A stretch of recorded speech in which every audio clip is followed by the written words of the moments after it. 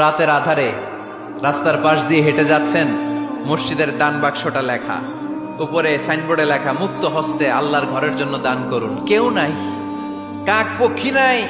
রাত বাজে 2টা, হঠাৎ করে পকেট থেকে 1000 টাকার বা 100 টাকার কচকচে নোটটা আপনি দান করে দিলেন।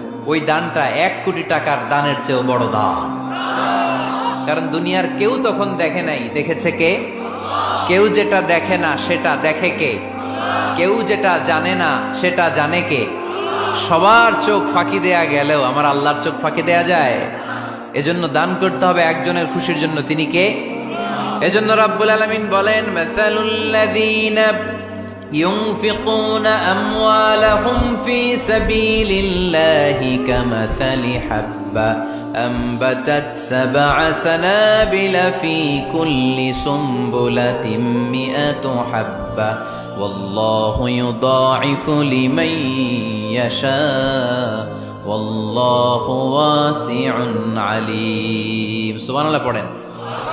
আল্লাহ বললেন, এই যে তোমরা আমার রাস্তায় দান করো, এটার উপমা একটা চারা বীজের মতো।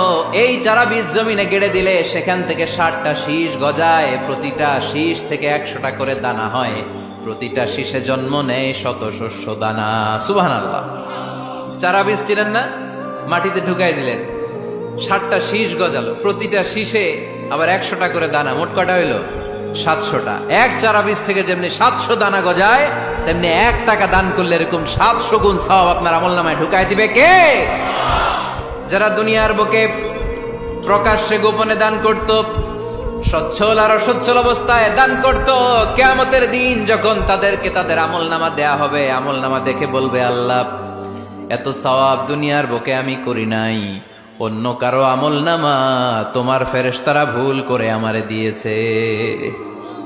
আল্লাহ এত আমলনামা তো আমি করি নাই, এত নেক কাজ থেকে আসলো, এটা আমার না, তোমার ফেরেশতারা ভুল করে আরেকজনেরটা গছাই দিছে আমারে। আল্লাহ বলবে, না, আমার ফেরেশতারা ভুল করে না। সুবহানাল্লাহ পড়েন।